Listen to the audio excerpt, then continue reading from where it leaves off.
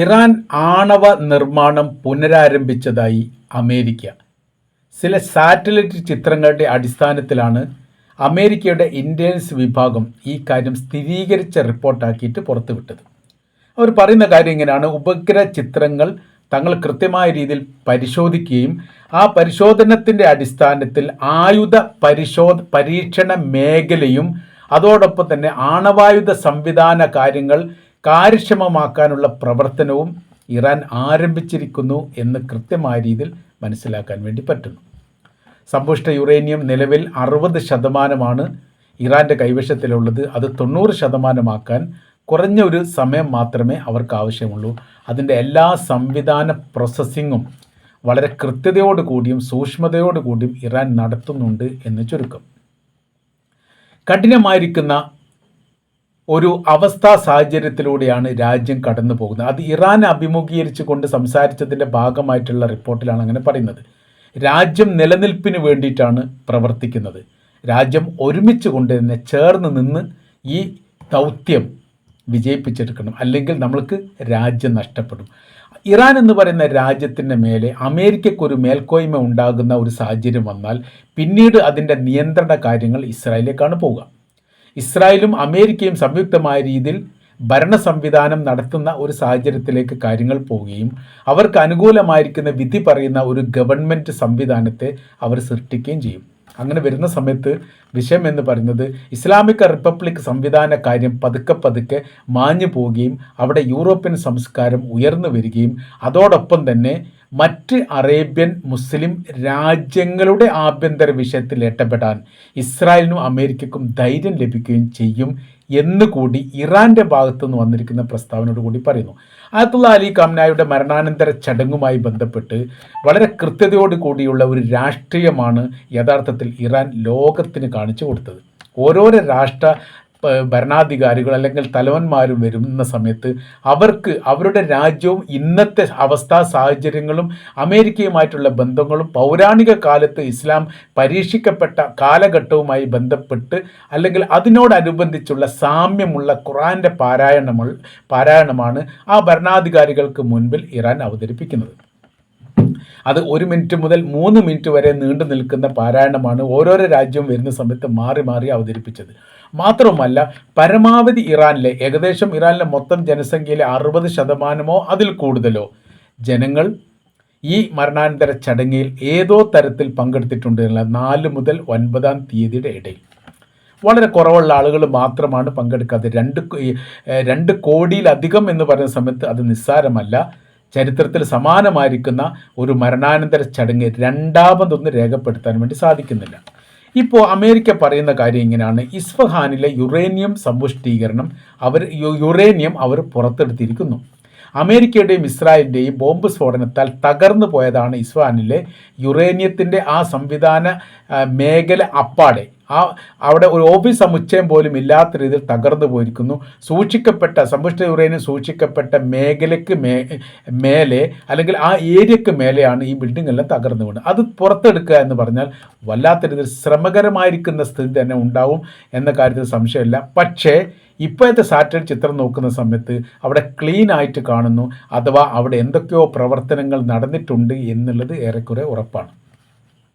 നെതൻസ് എന്ന് പറയുന്ന മറ്റൊരു ആണവ റിയാക്ടറുമായിട്ട് ബന്ധപ്പെട്ട ഏരിയ, പിന്നീട് ഫോർദോ പറയുന്നു, ബുഷഹർ പറയുന്നു, ഇസ്ഫഹാൻ പറയുന്നു, അറാഖ് പറയുന്നു. സർവ്വ മേഖലയിലും വളരെ സജീവമായിരിക്കുന്ന പ്രവർത്തന കാര്യങ്ങൾ, വലിയ രീതിയിലുള്ള ട്രെയിലർ വാഹനങ്ങൾ പോകുന്നു, ആളുകൾ വരുന്നു, സൈനികർ വരുന്നു. ആ തരത്തിലുള്ള പ്രവർത്തനത്തിൻ്റെ സജീവ മേഖലയാക്കിയിട്ട് ഈ ഏരിയകൾ അപ്പാടെ മാറിയിരിക്കുകയാണ്. ഇതെല്ലാം ഇറാനിൽ ഒരു വലിയ മാറ്റം വരുന്നതിൻ്റെ സൂചനയായിട്ട് തീർച്ചയായിട്ടും കാണാൻ വേണ്ടി സാധിക്കുന്നു എന്നുള്ളതാണ്.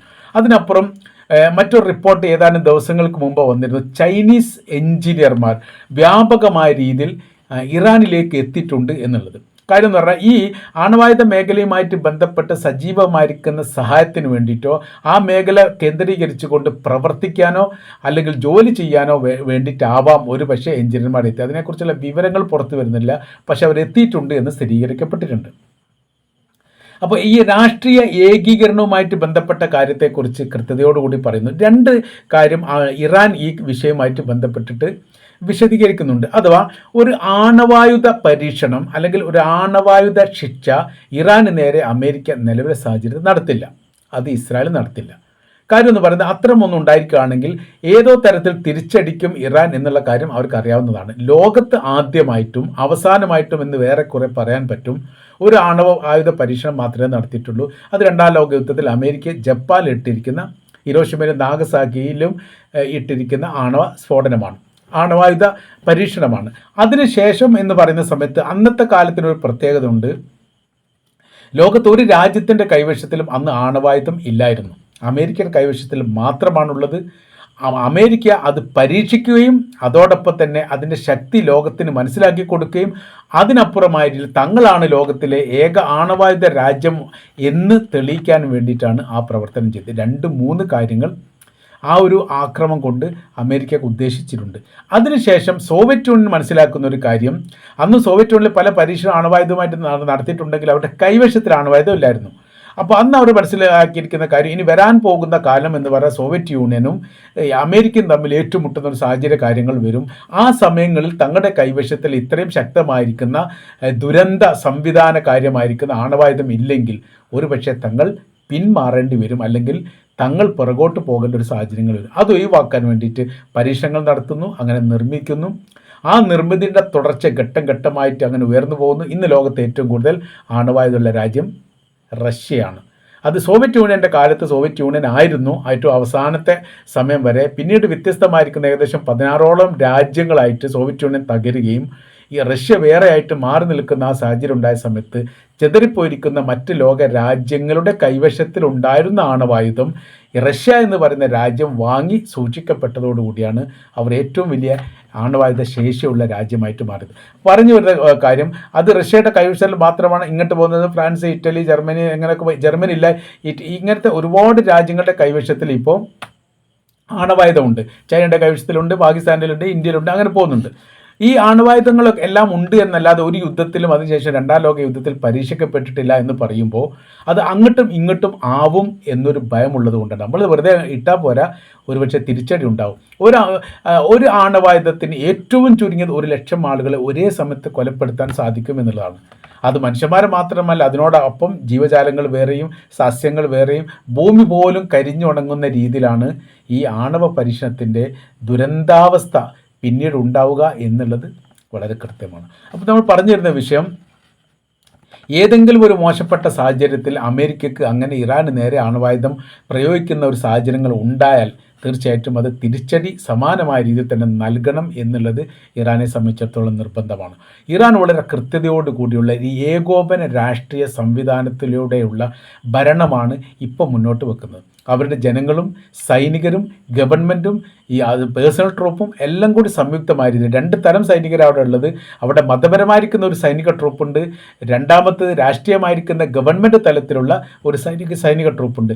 രണ്ടും അത്യാധുനികമായിരിക്കുന്ന ആയുധശേഷി ഉള്ളവരും പ്രാക്ടിക്കൽ ലഭിച്ചവരും വലിയ രീതിയിൽ യുദ്ധത്തിൽ ഇടപെടാൻ സാധിക്കുന്ന വിഭാഗവുമായിട്ട് അവർക്ക് മാറ്റാൻ വേണ്ടി സാധിക്കുകയും ചെയ്തിട്ടുണ്ട്. അതിനു പുറമെ 1.5 ലക്ഷത്തോളം ഇറാനികൾ സൈനികരാവാൻ വേണ്ടി, ആ സേവനം ചെയ്യാൻ വേണ്ടി താല്പര്യമാണ് എന്ന് പറഞ്ഞിട്ട് ഈ സൈനിക കമാൻഡർമാരെ സമീപിച്ച റിപ്പോർട്ട് പുറത്തു വന്നിട്ടുണ്ട്. ഇസ്രായേൽ പോലുള്ള രാജ്യങ്ങളിൽ നിന്ന് സൈനിക ജോലിയിൽ നിന്ന് ഒഴിവാക്കി തരണം എന്ന് പറയുന്ന സമയത്ത് ഇറാനിലേക്ക് തങ്ങൾക്ക് ഇതിന് താല്പര്യമുണ്ട് എന്ന് പറയുന്ന 2 രാജ്യങ്ങളുടെ 2 നിലപാടുകളും 2 സമീപനങ്ങളും അവിടുത്തെ രാജ്യത്തിലെ പൗരന്മാർ സ്വീകരിക്കുന്ന അവസ്ഥകളും വളരെ കൃത്യതയോടുകൂടി നമ്മൾക്ക് മനസ്സിലാക്കാൻ വേണ്ടി പറ്റുന്നതാണ്. അപ്പോൾ ഇപ്പോഴത്തെ സാഹചര്യം എന്ന് പറഞ്ഞാൽ അമേരിക്കയെ സംബന്ധിച്ചിടത്തോളം അത്ര സുഖകരമായിരിക്കുന്ന കാര്യമല്ല. കാരണം ഭൂമിൻ്റെ ഏതോ തായ്വാരത്തിലൂടെ ഇറാൻ ഈ പ്രവർത്തനങ്ങൾ ചെയ്യുന്നുണ്ട് എന്ന് ഏറെക്കുറെ ഉറപ്പായിരിക്കുകയാണ്. അതിന് ഒരുപാട് സാറ്റലൈറ്റ് ചിത്രങ്ങൾ അവരിങ്ങനെ 24 മണിക്കൂർ നിരീക്ഷിച്ചുകൊണ്ടേയിരിക്കുകയാണ്. ഇന്നലെ കണ്ട അവസ്ഥാ സാഹചര്യങ്ങളല്ല നെതൻസിൽ കാണുന്നത്, ഇന്നലെ കണ്ട അവസ്ഥാ സാഹചര്യങ്ങളല്ല ഫോർദോയിൽ കാണുന്നത്. എല്ലായിടത്തും മാറ്റങ്ങളുണ്ട്. ആ തകർന്നിരിക്കുന്ന ബിൽഡിങ്ങുമായിട്ട് ബന്ധപ്പെട്ട ഒരു ചിത്രങ്ങൾ പോലും ഇപ്പോൾ പുറത്തെടുക്കാൻ വേണ്ടി സാധിക്കുന്നില്ല എന്ന് പറഞ്ഞാൽ അവിടെ നിന്ന് തകർക്കപ്പെട്ട എല്ലാ സംവിധാന കാര്യങ്ങളും, ബിൽഡിങ്ങിൻ്റെ കഷ്ണങ്ങളെല്ലാം നീക്കം ചെയ്തുകൊണ്ട് പുതിയൊരു സംവിധാന സൃഷ്ടിപ്പ് അവിടെ നടത്തുന്നുണ്ട്. അത് അമേരിക്കയ്ക്ക് വിളറി പിടിക്കുന്ന കാര്യമാണ്. ഇത് അവർ ആവർത്തിച്ചുകൊണ്ട് പറയും. ട്രംപ് തന്നെ അത് പറഞ്ഞിട്ടുണ്ട്, ഞങ്ങൾക്ക് സംശയമുണ്ട്. ആണവായുധ നിർമ്മാണത്തിൻ്റെ പ്രവർത്തനത്തിലാണ് ഇറാൻ നിൽക്കുന്നത്. അത് അവർക്കത്ര ഗുണമല്ല, ഉചിതമല്ല, ഞങ്ങൾ അതുമായി ബന്ധപ്പെട്ട കാര്യത്തിൽ ഇടപെട്ടാൽ വലിയ നാശം ഉണ്ടാവും എന്നൊക്കെ അയാൾ പറയുന്നുണ്ട്. അത് ട്രംപ് എല്ലാ കാലത്തും വലിയ വലിയ വാക്കുകൾ പറയുക എന്നുള്ളത് സ്വാഭാവികമാണ്. അത് ഇറാനെ സംബന്ധിച്ചിടത്തോളം പ്രശ്നമല്ല. അതല്ലെങ്കിൽ അവരത് ആ കാര്യത്തിൽ വലിയ ശ്രദ്ധ കാണിക്കുന്നില്ല എന്നുള്ളത് യാഥാർത്ഥ്യമാണ്. ഏതായിരുന്നാലും ഇറാനുമായിട്ടുള്ള ബന്ധം മാന്യമായ രീതിയിൽ പരിഹരിക്കപ്പെടാത്തൊരു സാഹചര്യം വന്നാൽ ഇറാനിൽ ഏത് തരത്തിലാണ് പ്രതികരണങ്ങൾ ഉണ്ടാവുക എന്ന് ഒരിക്കൽ പോലും പറയാൻ പറ്റാത്ത സാഹചര്യത്തിലൂടെ തന്നെയാണ് ഇറാൻ്റെ രാഷ്ട്രീയം നിലവിലെ സാഹചര്യത്തിൽ കടന്നു പോകുന്നത് എന്ന് ചുരുക്കം.